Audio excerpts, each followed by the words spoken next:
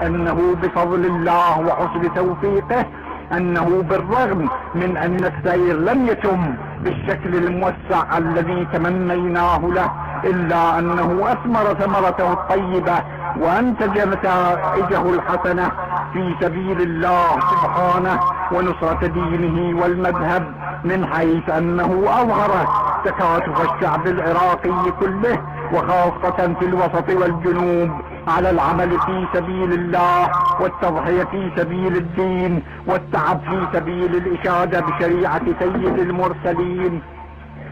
وبدم الحسين المقدس الذي أهريق ظلما في كربلاء المقدسة. فإن السير الطويل لعدة أيام في البراري والقطار مع عدم توفر الأقل المجزي من وسائل العيش إنما هو لمعة مضيئة في جبين المؤمنين الذين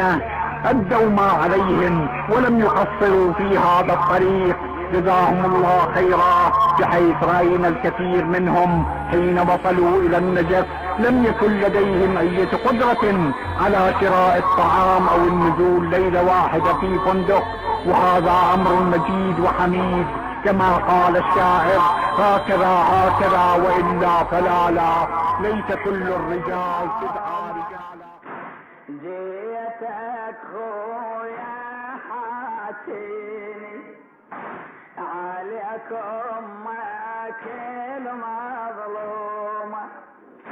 جيتك خويا حاتيني عليكم ما كل مظلومة، ويعني بياك كثر مطروح، جسمك هم بعد بيروح، يا ابن امي صدق مذبوح، ويعني لين غار الحالي ويا جسمك يوديني ادور عليك